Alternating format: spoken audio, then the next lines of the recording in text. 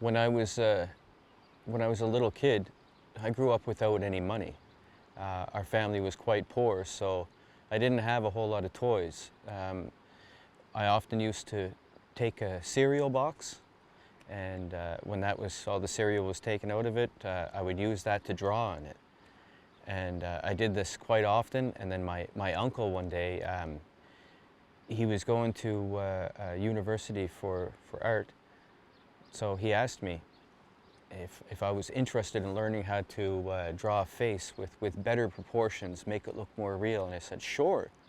I was about maybe 7 or 8 years old then, and he taught me how to properly proportion the face. You know, the eyes, the top of the head, the eyes in the middle. From here down, middle. That's the bottom of the nose. And then he asked me, he said, where do you think the lips are? And I said, the middle. He said, no, a little bit up. So I learned from him, and then from there on, my mother one day, she asked me if I was interested in carving. And I thought carving is something that seems very, very interesting to me, but the only problem is it's stone. It seemed impossible. How can I carve out of stone? And I told her no at first, and then she mentioned to me that my cousin John Teriak from Labrador, he was a well-known carver, and she said, you know, maybe he could teach you. She said, would you be willing to learn then? And I said, sure. So she arranged a little session with my cousin John, and I went and watched him for probably an hour or so, and he gave me my very first piece of stone and a few small tools, little chisels and little files. And I went home and I made my first carving, and it was an Inuk face inlaid inside of like a hood figure. And I gave that to my mother for Mother's Day in 1996, and I've been carving ever since.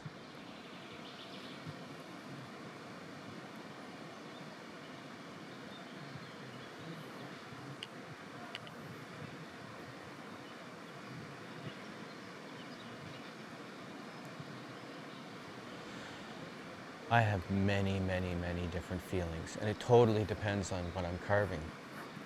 But if I'm to be totally honest, the main reason why I carve today is I need people to enjoy, to learn about, to enjoy, to fall in love with my culture. Because I realize that our culture has been eroding, deteriorating. It's melting just as fast as, or it was melting as fast as the ice is. Now, luckily, it's starting to come back. But once the ice is gone, I'm not sure where's the culture going to be. Inuit are the people of the north, people of the cold, of the ice and snow. When you take that away, what are we? Well, our identity is gone. So this is why I carve today. It's the most important thing that I can think of doing in this world right now is trying to protect it.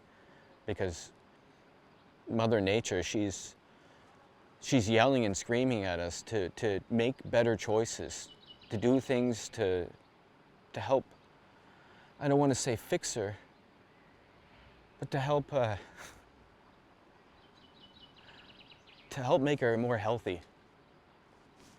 Because unfortunately, we're like a disease on this planet right now. And we don't have to be. It's a choice. It's greed is probably the biggest disease. And I really believe that if we can change the way we think and the way we act, we can watch her heal. And honestly, it'll be better for everybody, for all generations in the future. And if we don't, I'm not sure how many future generations there will be. And if there will, what's it going to look like? It's scary. See, it's the land, it's the weather, the air, the animals. These are the things that built my culture. That's what made Inuit culture, period. It stems from the land. So Protecting the land is it's the most important thing. It's a thing I have to do.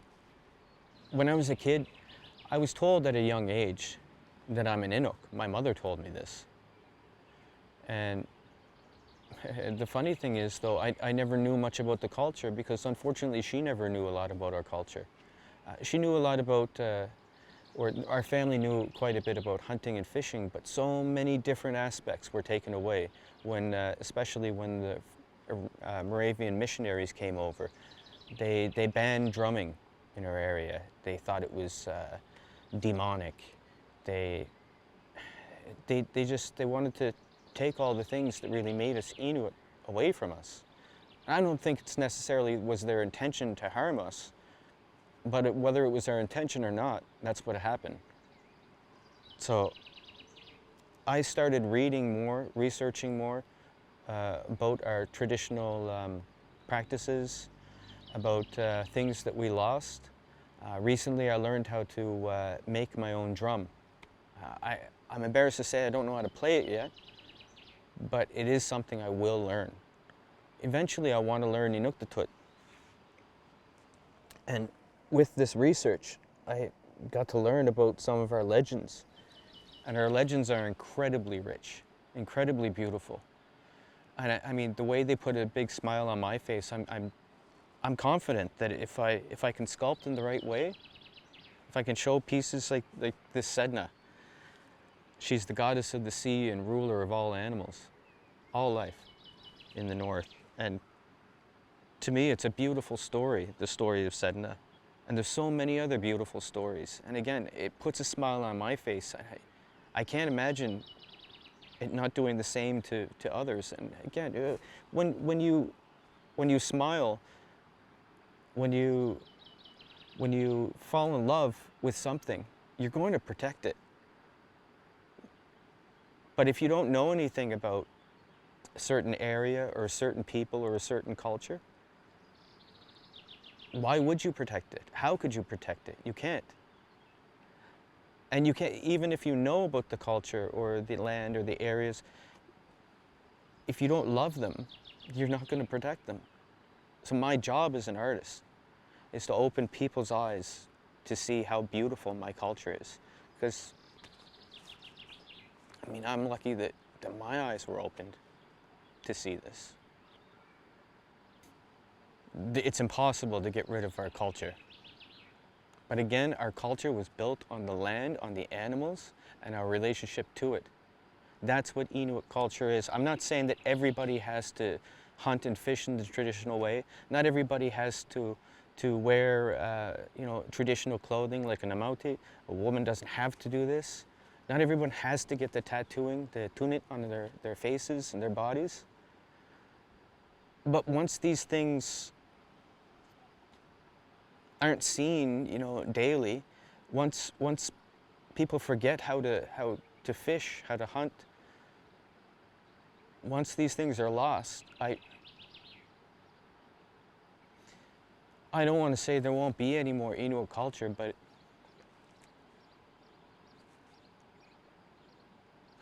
it'll be an Inuit culture that I don't recognize. And I don't know if my ancestors would recognize it. If all our people are sitting in basements playing video games or going to bars and drinking all the time, or just not caring about the land that they're destroying, just because they got Inuit genes, just because they have Inuit blood, I don't know that makes you an Inuk. I really don't. And I believe, honestly, I believe that my ancestors, they wouldn't think that was Inuit lifestyle. They wouldn't. I even know so many elders that are scared of these customs and traditions being lost.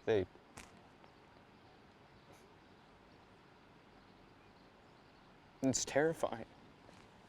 I can't imagine. I can't imagine a world without ice and snow. Ice to stand on. I'm sure I will continue to carve. I'm sure that most people, if they've seen my art and if they can appreciate it, they would think, okay, yeah, the culture was alive. Because maybe, I mean, most people are not going to get a chance to go north with me, to go hunting and fishing. But when I'm in a museum or a gallery and I have some of my artwork around and I'm showing it to people and it puts a smile on their face, it feels good. But that feels good. When I'm standing on the ice and I'm hunting for a seal, that doesn't feel good. That feels amazing. That's when I'm truly alive.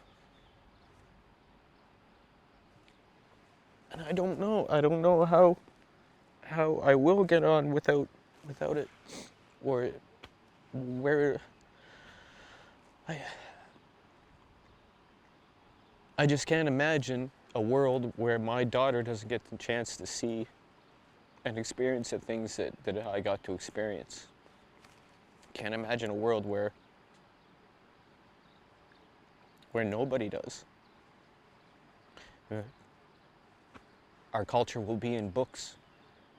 Our culture will be in art. The movie? In movies, yes. In stories. But that is not the same. That is not the same as having the culture alive and thriving and being a part of that culture. That's not the same. It's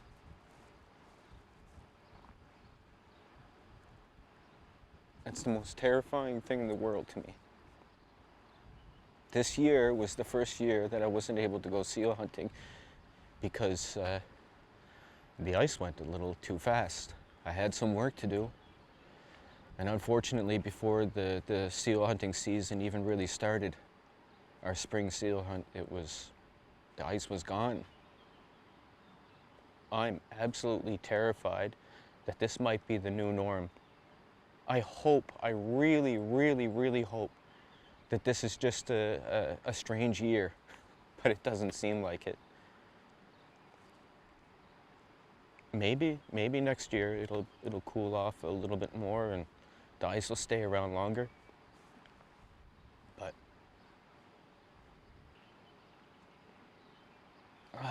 it's many Inuit legends and stories are not all pure happiness and enjoyment and with real fun, endings, and they're more like real life to me, because our stories do have happy endings. We do have humor in some of our stories, but we also have a bit of cruelty. We also have some very harsh and scary stories. But and I guess part of the legend of Sedna, really, it has almost everything you could imagine. So Sedna, I mean, to tell the full story might take a while, but I'm sure, well, I can give a... in the Karim became Sedna. Yes.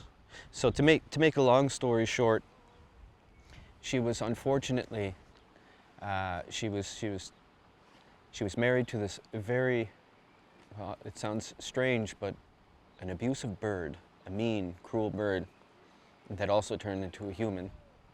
As a shaman? As a shaman, yes, like a shaman. And she left her father to be with this cruel, evil shaman bird, and she ended up, at first she fell in love with him, but then realized his true nature. And her father came looking for her and took her away in the night, and the bird found them when they were in an umiak, a boat, trying to escape the island, and the bird kept flapping its wings and threatening to capsize the boat and kill them both if the father didn't give up Sedna to him. And the father, because he realized that both of them were going to die, decided to throw his daughter overboard. And when he threw her overboard, she was clenching on to the gunnels, the sides of the umiak, and the father again was terrified that the bird was going to kill them both, so he cut off the first parts of her fingers with a knife so that she would hopefully fall down, but then she reached over a little further and those fingers fell into the water. And then he cut the next knuckles, and again those fell into the water, but she's had a little left and she was holding on. And he cuts off the last parts, they fall into the water. And of course so did she. And if it stopped there, it would be a horrible, horrible story with almost no meaning and no sense.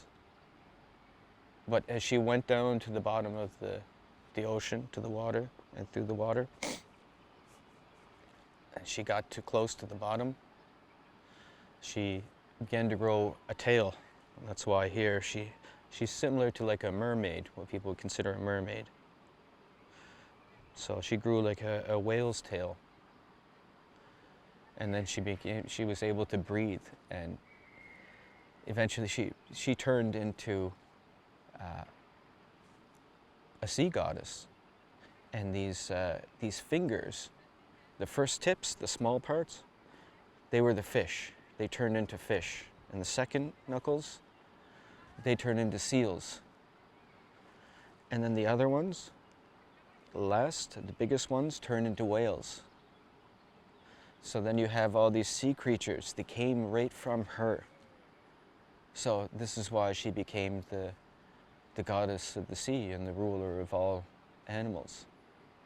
And this is why with our culture, traditionally, we would ask Sedna for her to give up some of her animals for us. So as long as we please Sedna, she would give up some animals so that we could feed ourselves and our families and live. And if we did things wrong, if we were too greedy, if we were cruel to the people that were around us, if we were unjust, then she would take that away. And it would be our own fault.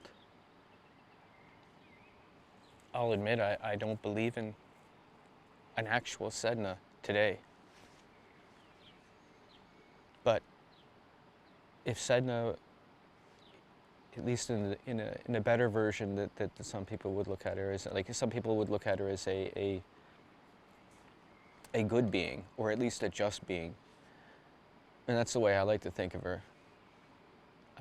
Even though I don't believe in her, I kind of wish that she was alive and real.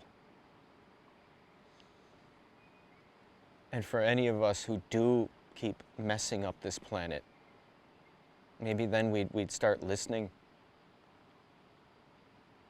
Maybe then, like, we'd do the right things.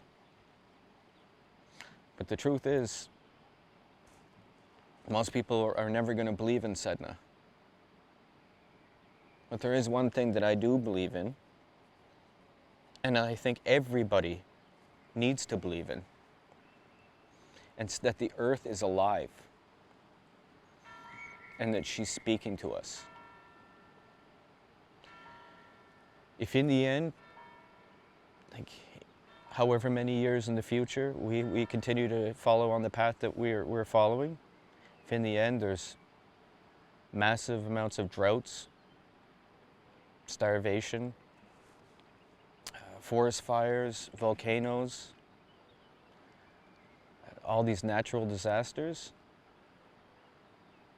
a lot of it's going to be our fault. And it's because we don't listen. But we're at a point right now where if we make the right changes, I truly 100% believe if we make the right changes, start treating the earth like it's alive, like she is our mother, because she is. She gave birth not just to me, not just to you, but every single thing you see around here. Everything, it is her. She gave us life. How could you not listen to your mother when your mother tells you what to do when she's trying to protect you? How could you, when your mother is yelling at you to do the right thing, to turn your back, or even pretend that you don't hear her? Because that's what I think the world is doing. They're pretending they don't hear her. But she is speaking. But she's speaking so loud now, she's yelling. And too many people are deaf right now.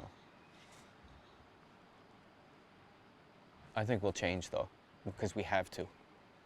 And I have to believe this, because I have a daughter. We will make the right decisions. I need to believe that. But I need everybody to also believe that, because it's true. We can fix it. We can heal all the things that we've done to this planet. We can heal her. And if we do it, we'll watch her smile. It does make sense that to call me a political artist, but you could also call me an environmentalist artist. You could call me a cultural artist. You could call me a humanitarian artist. You could call me many different things. But I wish politics wasn't a part of it. But it is. And see, we're by the water here right now. And it's so nice. I'm watching all these little fish. Well, in our area, in my area that I live in Labrador, there's a beautiful, massive river that flows through called, well, it's got many different names. But the Churchill River is what a lot of people would know it as now. Or the Grand River in the past to a lot of the trappers. And I'm going to say it wrong, but it's Mistashipu for the Inuit. There's many different names for the river, but it's the biggest river in Labrador. And the way I look at rivers is they're arteries. When you block an artery, it's not a very smart thing to do. If you block your main arteries, eventually it's going to kill you. And if it doesn't kill you, it's certainly going to slow down your life. I say we. I don't even want to say we because I never had a part in it. But the province of Newfoundland and Labrador decided it was a good idea to block the main river in Labrador to produce a hydroelectric dam. I don't know if everybody knows this, but hydroelectric dams, every single time there's a hydroelectric dam that's produced, everywhere, especially major hydroelectric dams that are covering very big areas. Whenever these dams are blocked, it fills up with water in the reservoir, and this water flows up over the edges of the banks. And you can see all along here, this is where vegetation is really at its peak. This is where the soils have more carbon-rich materials. Whenever you flood those areas, little microbes, they start eating the soil. And the byproduct from those little microbes is methylmercury. Because see, mercury's already in the soil, and it's fine, the amount of mercury that's there. But when they start eating these little microbes, when they start eating the soil, they produce what's called methylmercury, and this methylmercury is much more dangerous for us. It's a neurotoxin. It can also cause birth defects, cognitive dysfunctioning. It's often masked as diabetes. So if people feel as though or think that they're getting diabetes because of tingling in their fingers, this actually can be at times because of methylmercury poisoning. But of course, all around the world, they're not doing testing on people to find out if that's what it is. Instead, you're just treated as though you have diabetes. So wherever there's a hydroelectric dam, there's methylmercury. But there's actually a way that anytime that they do this, they can minimize the amount of methylmercury that's being let off into the water that bioaccumulates through the ecosystem. All you have to do is remove the carbon-rich materials, the soils in whatever reservoir you're planning on flooding. But it costs money. And the more money it costs, the less these companies are going to make. It takes away from their profit, right? And some of these dams wouldn't even be built because it would be, they would say it wasn't cost effective. Well, if it's cost effective to produce a dam, but yet it's incredibly negatively affecting the health of the people that are in the surrounding areas, then who cares that it's, that it's going to make people money? It should never be allowed. When you're poisoning people for profit, it's disgusting. And this is exactly what was going on in Labrador. So I started a hunger strike to raise some awareness of what is going on, what was going on with our dam, which is called Muskrat Falls. It's a mega hydroelectric dam. It's over $13 billion. This is a massive, massive amount of money. But I felt like we had to fight against this. So I started a hunger strike, and then 2 others joined me. And we got all kinds of great publicity about this. And we ended up writing down our demands. We flew out to Ottawa, our capital city, and we had all our demands written down. We sent them to our government, and the provincial government, our premier, had a meeting with the 3 Indigenous leaders in Labrador. And at the end of this really extremely long meeting, they agreed to all 5 of the demands that we were asking, including removing these harmful carbon-rich soils. We thought we won, so we started eating again. But it turns out we didn't really win, because in the end they just lied to us. We knew, because they agreed to this all in the fall, late fall. We knew they couldn't remove the soil then. They would have to wait until the spring, after the snow came and went. So we waited, and we waited, and we waited. And because it wasn't in the news anymore, they didn't feel like they needed to do it. Nobody was holding them accountable.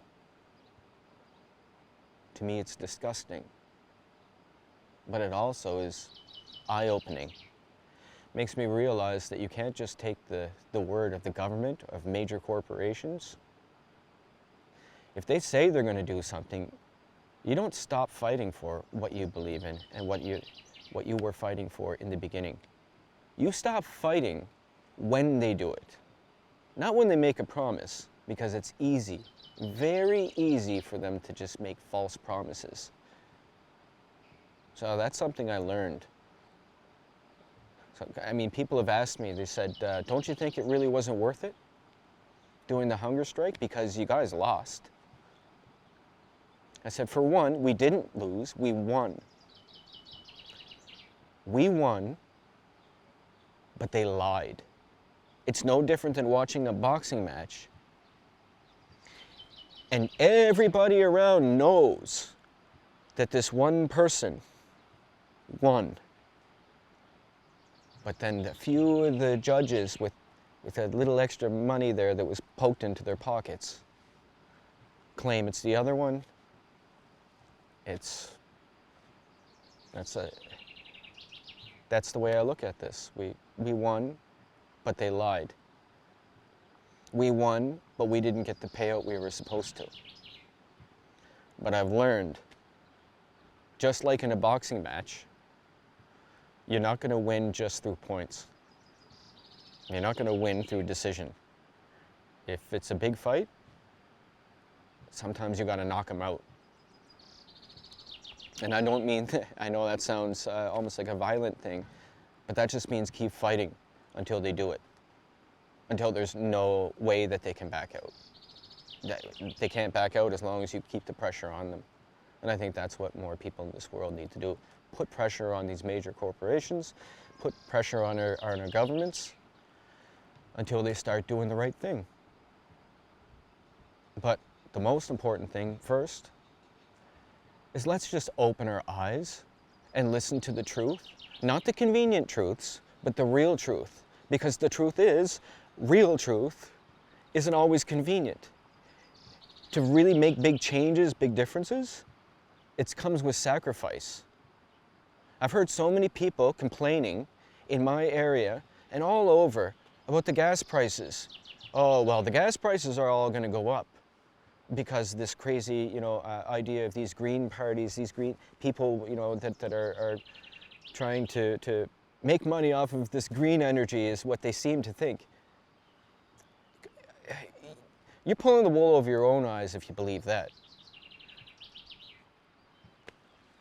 If you want to make big changes, it comes with sacrifice. So start making the sacrifices, because that's the only way that you're going to prove that you love yourself, your family, your ancestors, and the future generations.